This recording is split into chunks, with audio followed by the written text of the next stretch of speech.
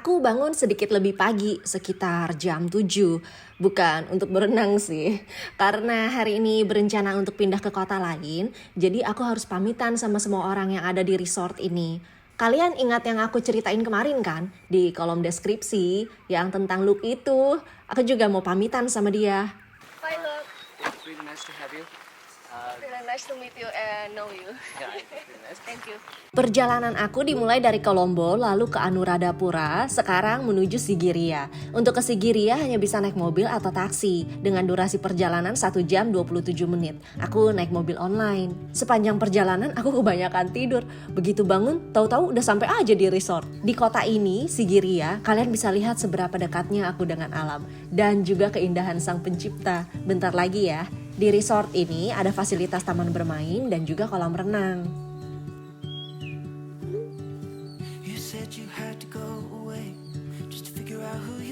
Sebenarnya alasan utama aku akhirnya memutuskan mau ke Sri Lanka itu tuh karena Sigiriya. Karena belakangnya Ria, jadi ada nama aku kan.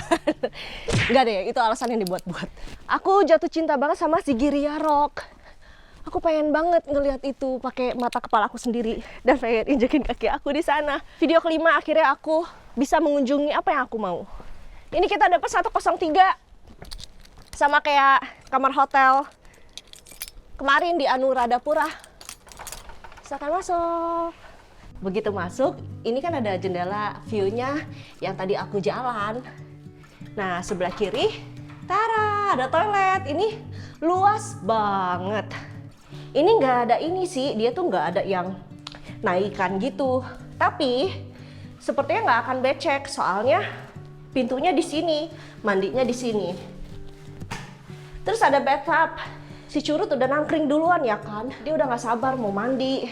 Di sini kan ada jendelanya ya, jadi. Tapi ini pasti selalu ditutup sih. Terus ada temennya Culut. Tapi kok mirip lu ya, Cuk? Ya kan? Iya. Gak apa-apa, gue suka monyet kok. Begitu masuk sini, ini ada king size. Seingat aku nggak ada yang double twin gitu. Nah, karena aku pilihnya yang view-nya itu mountain, nah itu tuh yang aku pengen daki. Di situ, itu yang mau aku daki, itu dia. Itu nanti aku mau ke sana. Dan untungnya di sini walking distance. Ini seperti biasa ada mini fridge juga. Ini, wow. Ih, kalau kayak gini enak nih, langsung buat ngedit. Lihatnya pemandangan kan. Kan katanya kalau ngedit lihat layar lama langsung lihat daun kan. Enggak, harusnya ngeditnya di depan. Jangan deh, kalau ngedit depan kagak ngedit ya kan. Malah merenung, nyari ide, nyari ilham, masa depan gimana nih. Lemari, tara. Ih, ada timbangan. Tenang, kita nggak akan pakai timbangan. Ada yang sangat menarik. Tara, dari batu loh. Tapi sayangnya nggak bisa baca sih, nggak tahu artinya apa. Dikasih kuncinya ada 2, satu kunci kamar yang gold, satu lagi kunci untuk buka teras. Wah, keren sekali.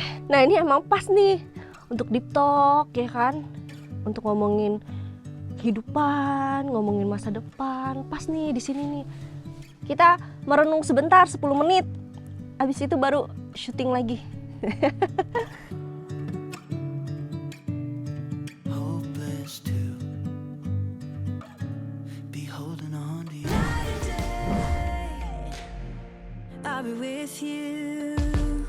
Pihak hotel baik banget deh. Mereka tahu kegiatan aku hari ini mau ngapain aja kan. Lalu dikasih bekal air minum dong. Berasa kayak anak sekolah. Transportasi di Sigiriya agak sulit. Aku dapat tuk-tuk dari pihak hotel yang atur semuanya. Jadi aku sewa tuk-tuk ini seharian. Kita isi perut dulu ya. Bentar lagi sampai kok, cuma 11 menit. Kalian jangan salfok sama banyak sapi ya. Ini tuh pemandangan yang wajar di Sigiriya. Dan masih banyak lagi jenis hewan di habitat aslinya. Oke, kita udah sampai di salah satu restoran favoritnya orang lokal dan turis. Ini vibes-nya mirip Bali ya.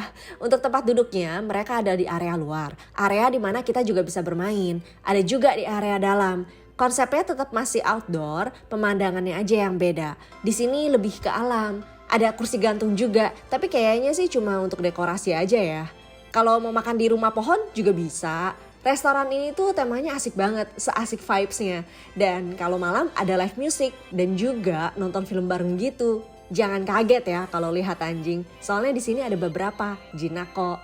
Tentu aja juga ada curut yang hobinya cuma rebahan dan ngoeng, ngoeng. Aku pesan onion ring sama menu andalannya mereka, grilled chicken. Saat makan. Maaf ya curut. Tadi ini waktu nunggunya lumayan lama sih, ada kali setengah jam. Tapi nggak apa-apa. Platingnya cakep.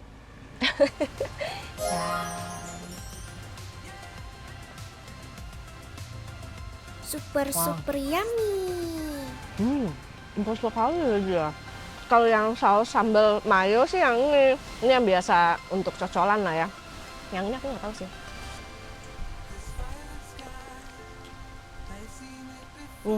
Asam manis.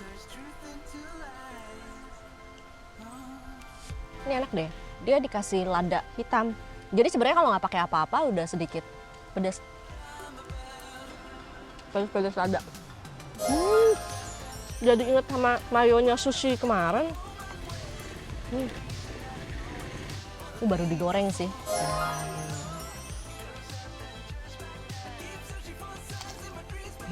Super yummy. Saladnya ada kol, wortel, mentimun.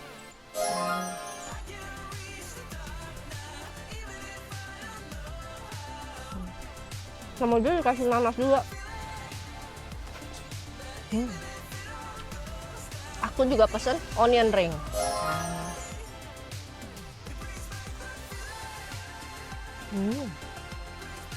Tepungnya empuk sekali dan kering.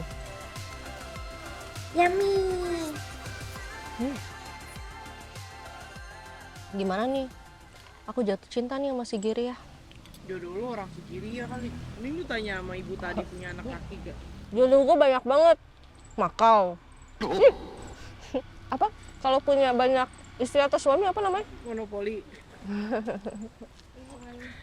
Bye-bye. Poligami dong. Lu kan perempuan bukan laki-laki. Emang yang poligami cuma cowok? Iya. Cowok dong yang boleh? Iya ya orang poligami. Ya udah, poligami. Poliandri lu. Poliandri, oh iya bener poliandri. Ya ampun kesian banget curut makan daun dari tadi. Ini gantian makan kentang. Nyam nyam nyam nyam nyam nyam nyam nyam. Potongannya gede sih, banyak dagingnya daripada tulangnya. Kita harus habiskan ini karena sesaat lagi kita akan membakar kalori. Abis ini aku naik tuk-tuk lagi dan melihat keindahan Sigiriya lainnya. Kita lihat sama-sama. Apa? Sekarang kita langsung meluncur ke tempat berikutnya ya. Kalian masih ingat pemandangan dari kamar aku? Di situ kelihatan ada dua batu besar kan? Pidurangala Rock dan Sigiriya Rock. Aku mau mulai dari Pidurangala dulu. Perjalanannya nggak terlalu jauh. Restonya kan tadi cuma 11 menit dari resort. Dan lokasi dua batu itu deket banget kan sama resort. Begitu sampai, aku langsung baca papan informasi. Jadi begitu kita naik tangga dan mau masuk ke area dalam, kita harus lepas alas kaki. Aku beli tiket dulu, bentar. Oh iya, thank you. Oke, let's go. Tiketnya harganya 1.000 per orang. Di atas tangga kita baru boleh pakai lagi sepatunya. 1, 2, 3, 4, 5, 6, 7, 8, 9, 10, 11, 12, 13, 14, 15, 16, 17, 18, 19, 20, 21, 22, 23, 24, 25, 26, 27, 28, 29, 30, 31, 32, 33, 34, 35, 36, 37, 38, 39, 40, 41, 42, 43, 44, 45, 46, 47, 48, 49. 49.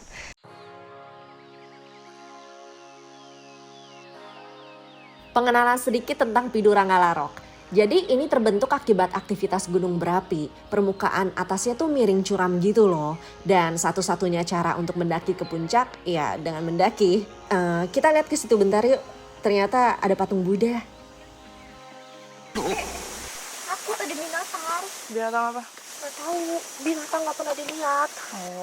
Kalian tahu nggak? Katanya pendakiannya itu akan sedikit sulit. Butuh waktu sekitar 30-40 menit. Kalau mobilitas kita nggak tinggi, dianjurkan untuk lewatin aktivitas ini. Katanya sih gitu. Yah, salah jalan. Buntu. Kita balik lagi cari jalan lain. Pidurangala dari bahasa Sinhala yang artinya mempersembahkan tumpukan emas. Maksudnya apa? Emang di sini ada emas. Jadi ketika abad kelima, Raja Kasyapa menemukan Sigiriya yang akhirnya dia bangun kerajaan sendiri di sana. Kemudian raja menawarkan untuk bangun sebuah biara alternatif di dekat Pidurangala Rock. Akhirnya sebuah biara Buddha dibangun di gua-gua dan bebatuan di sekitar Pidurangala. Jadi secara histori, Sigiriya dan Pidurangala ini tuh emang berkaitan. Ini aku lagi menuju ke patung Buddha berbaring. Kalau kita mau ke atas puncak pasti kita lewatin ini sih.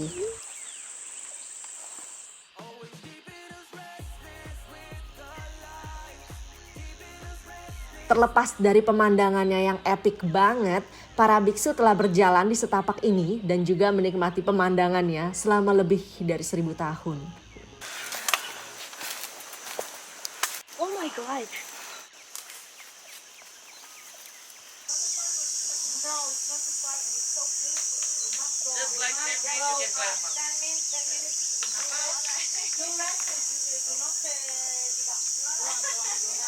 Lu tiap ketemu orang nanya lu ya.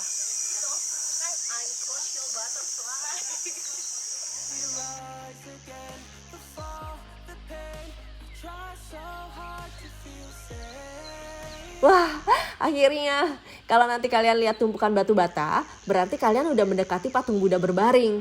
Dan itu artinya kalian gak terlalu jauh dari puncak Pidurangala Rock. Panjang patung Buddha berbaring ini 48 kaki. Ini jadi patung Buddha bata dan mortir terbesar di Sri Lanka. Sejarah di Pidurangala berasal dari abad ke-1 hingga ke-2 sebelum Masehi. Dan ini pemandangan dari seberang patung Buddha berbaring. Oke, di sini loh tantangan sebenarnya dimulai. Sama halnya ketika kita mau mencapai mimpi atau target, pasti kan makin sulit ya. Pasti, nggak mungkin enggak. Nah, ini juga sama. Ini aku harus injak batang pohon kayaknya. Kemudian manjat ke atas.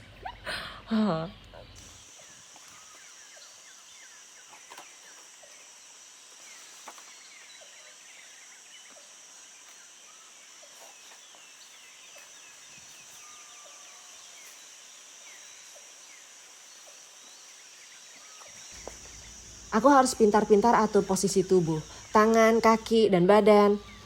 Pakai sepatu yang tepat dan sedia air minum itu penting banget sih untuk trip ini.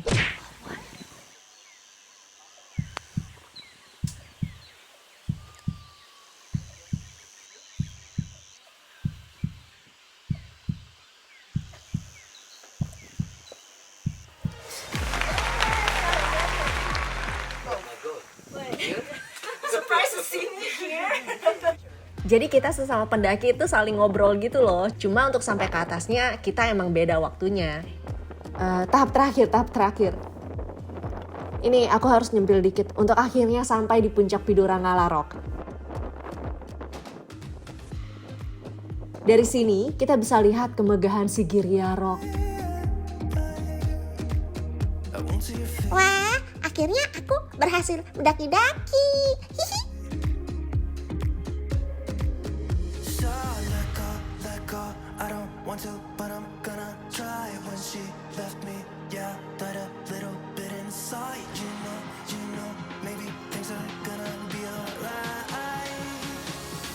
Ini tujuan kita berikutnya, Sigiriya Rock. Tapi sebelum ke sana, tentu aja aku harus menghadapi tantangan yang sama ketika turun dari Pidurangala Rock.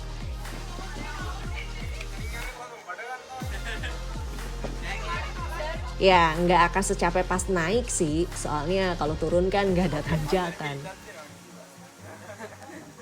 Begitu udah berhasil turun, di pikiran aku cuma satu sih, King Coconut. Lagi capek kayak gini pasti enak banget minum es kelapa. Kita kan sekarang mau ke Sigiriya Rock. Nanti begitu nyampe sana, itu kan nanti disambut sama kaki singa itu kan. Nah itu tingginya dia 200 meter. Dan satu-satunya cara untuk bisa naik ke atas lewat tangga. Tangganya itu ada 1.200. Semoga aku berani ya. Soalnya kalau dilihat-lihat di pertengahan gitu ada yang serem tangganya.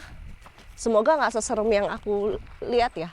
Salfok bentar ya, sepanjang jalan menuju Sigiriya Rock ada parit yang bagus. Aku baru tahu kalau ngeliatin parit, ditambah ada bunyi suara binatang, bisa bikin hati tenang loh. Hal pertama yang harus dilakukan ketika udah sampai area Sigiriya Rock atau dikenal dengan Lion Rock adalah beli tiket. Untuk turis, kita harus beli tiket di dalam Sigiriya Museum. Begitu udah masuk ke dalam, kalian tinggal belok kiri aja, lalu belok kiri lagi. Disitulah letak loket tiketnya. Ini bayarnya bisa pakai uang tunai Sri Lankan rupee, dolar, atau kartu kredit.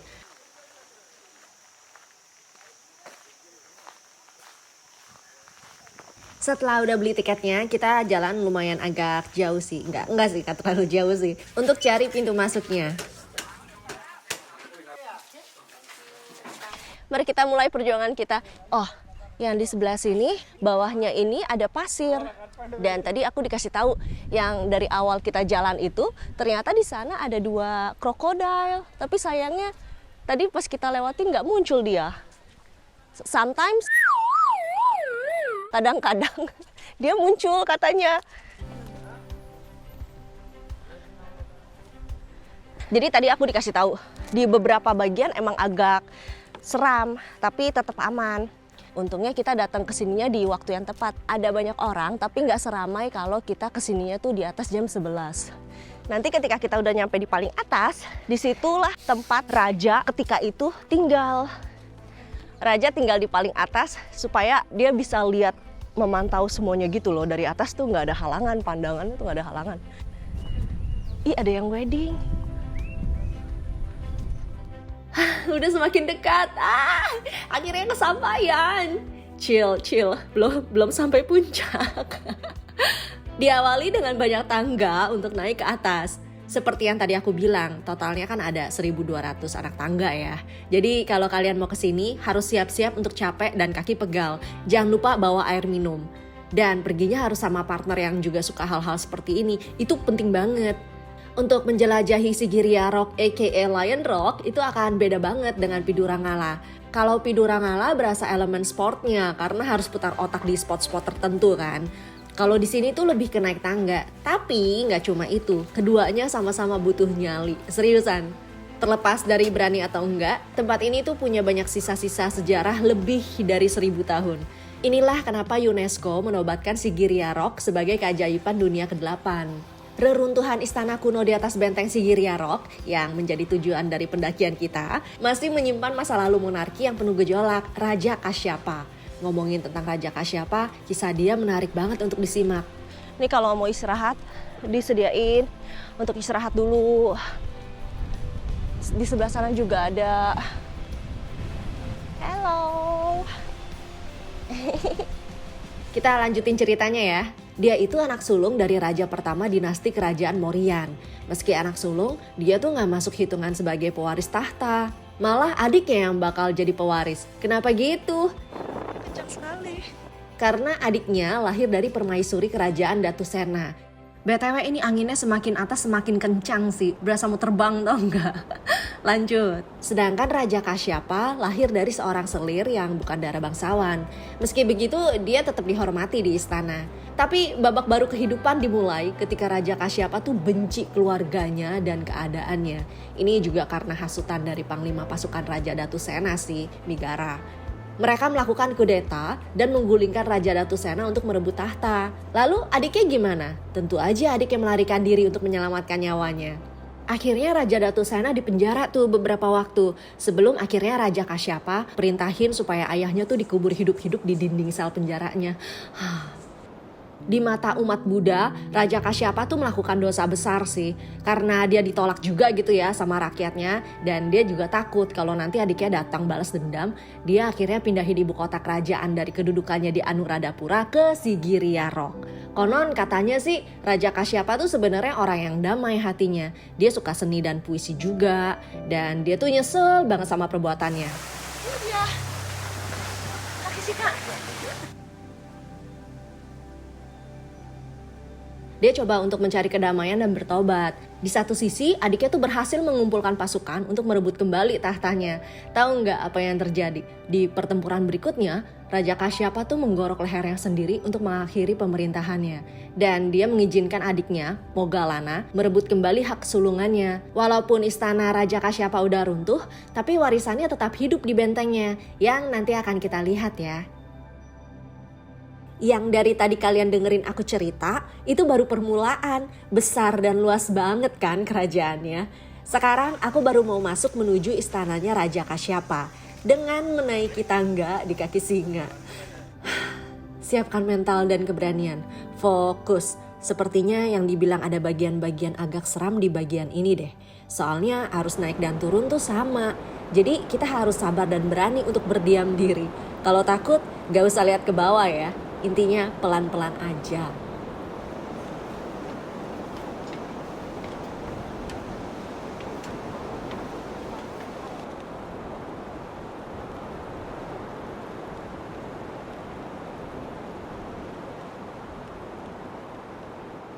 Dari tangga besi yang agak seram, abis itu ketemu tangga bebatuan. Nah, itu tandanya bentar lagi sampai di puncak Sigiriya Rock.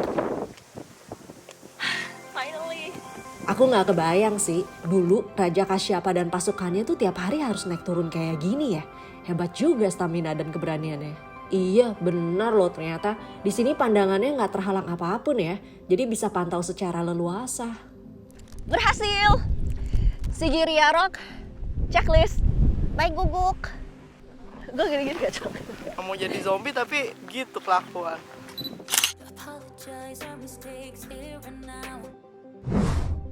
Karena untuk naiknya ini perjuangan banget, jadi aku harus menikmati pemandangan yang ada di sini. Gak usah buru-buru turun ke bawah dulu ya. Kita nikmatin dulu alamnya.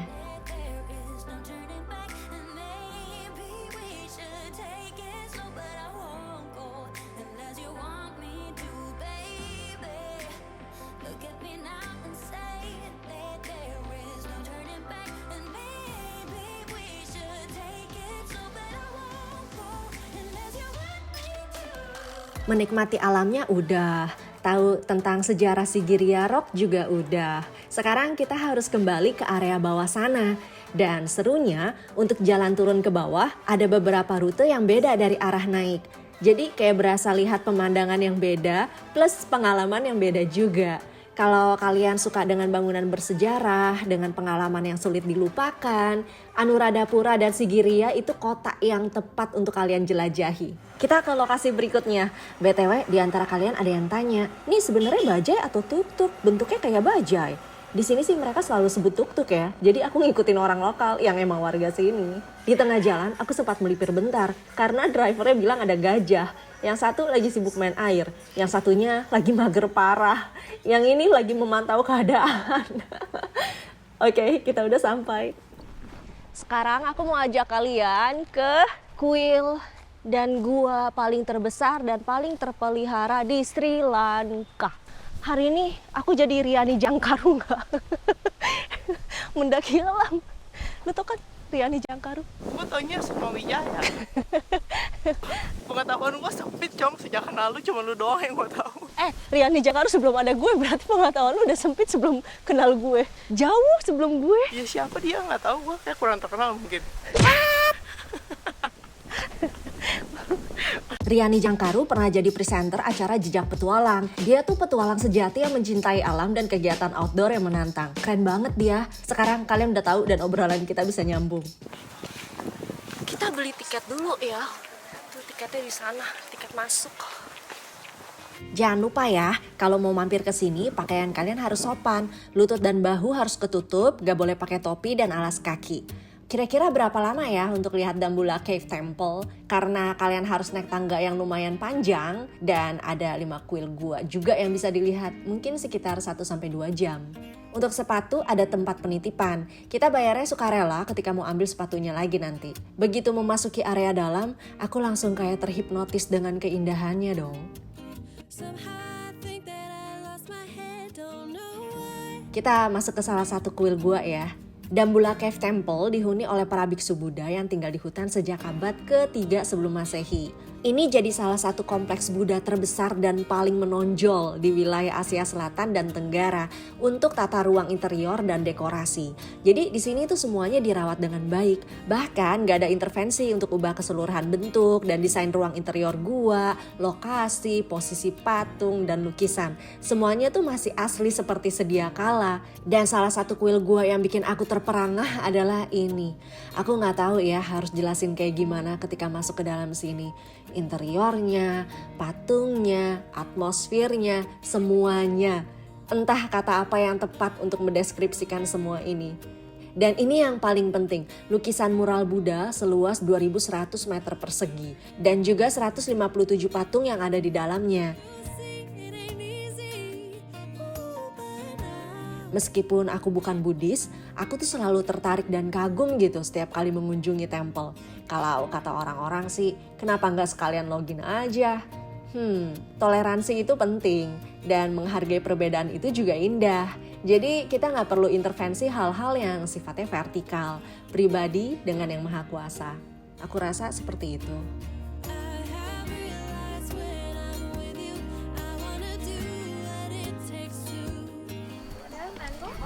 Ya, This one 200, this small one 100. ya small one. The small one. Ya small. Cut. So then spicy chili. Please make it spicy. Thank you. This one free. Free? Thank you. Jangan.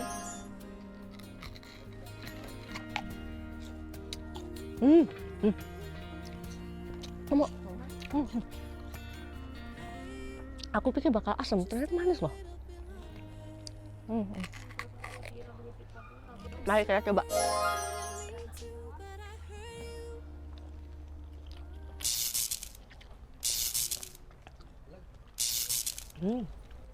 Mangonya manis banget, cabenya pedas campur asam. Gak ada garam gitu. Yuk kita turun yuk. Kita naik tuk-tuk. Udah ditungguin. Masih ada nggak tuh bajai kita? Masih ada nunggu. Soalnya belum bayar. Kan tadi mami, kita punya mami. Di sini kan mami yang punya hotel kan bilang, nanti ditungguin, nanti dibalikin lagi kok ke hotel ini, aman, dia bilang gitu. BTW masih di area yang sama ada Golden Temple. Kalau kalian nanti punya sisa waktu yang lumayan banyak, mampir ke sini juga ya.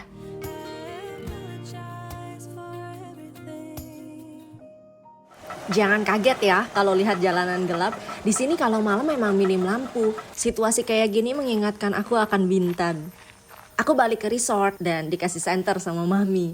Kita makan malam di sini aja ya. Mereka kasih roti sebagai appetizer. Tentu aja ada menteganya juga. Minumnya aku pesan ice coffee. Saat makan. Ini aku pesan aglio carbonara. Tapi aku request yang agak pedas.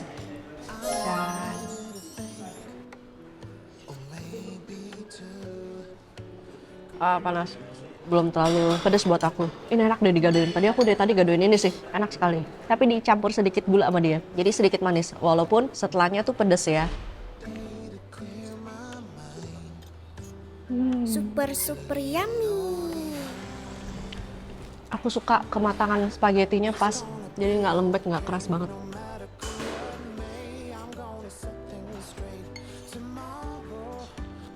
Aku lapar sekali. Sudah mendaki-daki. Mau semuain aja deh. Di sebelah kamar aku ada yang nginep, keluarga orang Korea masa. Nggak nyangka aku kan pas lihat.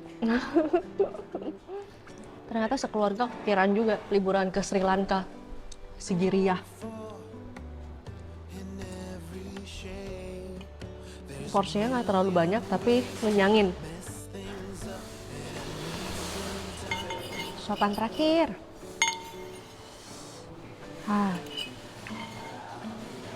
Suruh coba dulu deh dikit. Nyam. Kan. Super yummy.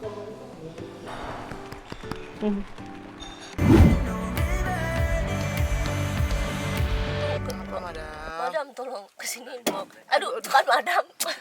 Kenapa ia ceroboh sekali? Kita akan lihat gajah di alam terbuka. Gajah-gajah banyak banget. Terus nanti kalau kita nanti udah sampai, ini dibuka sama dia. Jadi kita bisa berdiri gitu ngelihat. Begitu udah sampai, aku harus ke dalam untuk beli tiket. Sementara itu, drivernya buka semua atap mobil biar nanti aku bisa leluasa menikmati alam dan lihat binatangnya. Ini aku sewa mobil dari resort. Kalau mau sewa langsung di Minerianya juga bisa. Setelah udah dapet tiketnya, aku langsung balik ke mobil dan menuju pintu masuk. Taman Nasional Mineria tuh dikenal juga sebagai Taman Safari Mineria, salah satu taman yang paling banyak dikunjungi di Sri Lanka. Kalau kalian suka sama gajah, ini tempat yang cocok banget sih. Soalnya di sini kan banyak banget ya kumpulan gajahnya. Kalau lagi musim kemarau, Taman Nasional Mineria tuh fungsinya sebagai tempat makan gajah yang hidup di hutan distrik Matale, Polonnaruwa, dan Trichonmale. Sedangkan kalau musim kemarau, itu di bulan Juni sampai September, kurang lebih ada 300 gajah berkumpul di sekitaran tangki air Mineria. Tuh, banyak banget kan? Wah, aku bertemu gajah. Ingat ya, di sini ada kode etiknya. Kita nggak boleh kasih makan hewan atau ambil bahan apapun dari taman. Jangan buang sampah keluar dari kendaraan juga, nggak boleh ngerokok. Dan pastiin mobil kita nggak ganggu pergerakan hewan. Aku pulang dulu gajah. Wah, aku mau ketemu gajah-gajah. Wah, belalainya nggak panjang. Aku bibirnya yang tebal. Lu jangan ke gue dong, kan lagi ini curug. Yang lagi fitness. Kan ngapain coba? Harusnya pakai tank top biar kelihatan otot belakang. Alah kayak ada otot aja. Awas Yong! Ngapain sih? Cok, kalau orang belakang. Gua nggak mau nge-gym sama lu. Malu-maluin. Nggak, gua nggak jadi. Ya, orang-orang juga pasti jadi oh itu tren baru ya. Gua nggak jadi gym sama lu. Orang kan kalau gini nih, pull up kan begini. Kan begini habis itu udah kan. Terus kakinya begini kan, udah begini.